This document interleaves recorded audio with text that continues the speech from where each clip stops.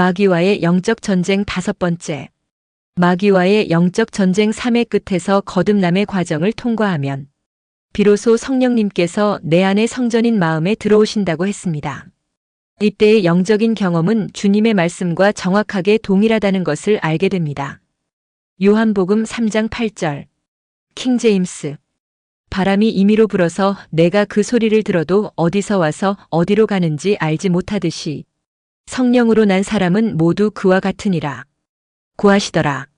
마귀와의 전쟁에서 약소하지만 내가 이기기 시작할 때쯤 성령께서 내 안의 마음에 바람과 같이 들어오셨음을 본인은 자신도 모르는 불특정된 시점에서 스스로 분명하게 알게 됩니다. 정말 놀라운 초자연적인 영적 경험이 아닐 수 없습니다. 저자도 그랬습니다. 당시를 회상해보면 정말로 신기하고 놀라운 초자연적인 영적 경험이었고 지금까지 살면서 단 한 번도 경험해보지 못한 처음 있는 일이었습니다. 이때부터는 마귀에게 칼자루가 쥐어져 있는 것이 아니라 내 안의 성전에 오신 성령이라는 하나님의 영의 가장 무서운 칼자루가 나에게 쥐어지게 됩니다. 지금까지는 마귀의 권세에 눌려서 힘도 쓰지 못하고 일방적으로 당하기만 했지만 이제부터는 반대로 마귀가 나라는 사람을 두려워하기 시작하는 역전 현상이 일어나기 시작합니다. 일단 여기까지 설명드리고 다시 본론으로 돌아가겠습니다. 거듭남의 당위성. 과연 거듭남을 왜 경험해야만 하는 것인가? 그 고통과 고난의 시련을 나는 왜 경험해야만 하는 것인가? 이러한 경험 없이 이러한 경험을 피해서 믿음 생활을 하면 안 되는 것인가? 왜 좁은 길이라는 고통의 길을 걸어야만 하는 것인가? 요한복음 3장 7절. 킹제임스. 내가 너에게 너희는 거듭나야만 한다고 말한 것을 이상히 여기지 말라. 예수께서는 사람이 거듭나야만 하는 것을 이상히 여기지 말라고 하셨습니다. 이상히 여기지 말라는 말씀의 뜻은 매우 당연한 것이니 무조건 당연하게 받아들이라는 것입니다. 왜냐하면 하나님의 나라에 들어가기 위해서는 거듭나야 하는 것이 당연한 것이기 때문에 거듭나야만이 천국에 들어갈 수 있게 되는 것입니다. 다시 말해서 거듭남의 과정이 없이는 절대로 천국에 들어갈 수 없다는 것입니다. 사람은 누구나 태어날 때부터 각자의 본성을 가지고 태어나지만 각자가 가지고 태어난 본성에는 분명히 불완전한 요소들을 포함하고 있습니다. 거듭나야 한다는 것은 태어날 때부터 가지고 있던 불완전한 요소들의 본성을 소멸시키는 작업인 것입니다. 그렇기 때문에 천국에 들어가길 소망하는 사람은 반드시 거듭남을 경험해야만 하는 것입니다.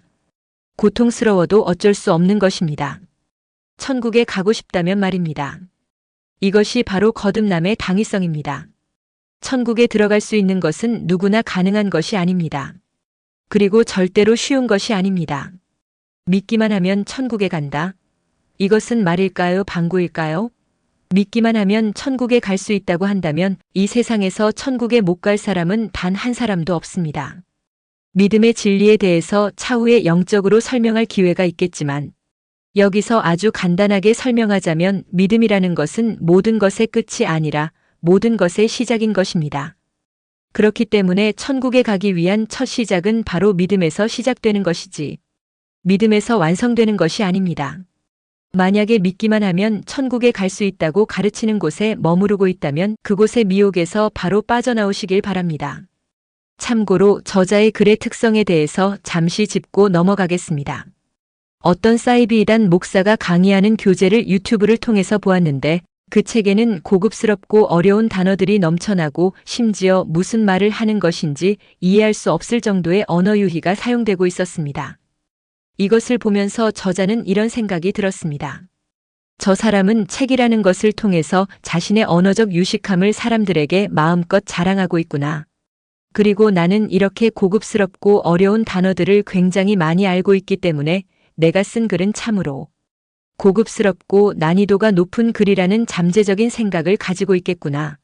그리고 실제로 그 사이비이단 목사는 자기 자신의 우월성에 푹 빠져서 많은 사람들을 잘못된 길로 인도하고 있었습니다.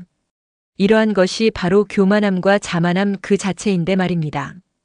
겸손하지 못한 것이죠.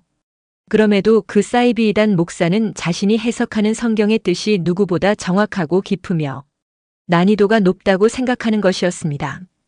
참 교활하고 악한 것인데 말입니다. 이러한 글쓰기 기법은 시를 쓰는데 어울린다는 것을 그 사이비이단 목사는 전혀 모르는 것 같습니다. 사이비이단 목사들을 조심하시기 바랍니다. 이에 반해서 저자는 글을 쓰기에 앞서 고민을 참 많이 하는데 어떻게 하면 어려운 주님의 비유의 말씀을 최대한 이해하기 쉽게 설명할 수 있을지에 대해서 고민을 많이 합니다. 그리고 궁극에는 성령님께 여쭤보고 도움을 청합니다. 그래서 고급스럽고 어려운 단어의 표현보다는 저자의 책에서와 같이 될 수 있으면 직설적이면서 구어적으로 읽는 사람이 이해하기 쉽게 글을 쓰려고 노력합니다.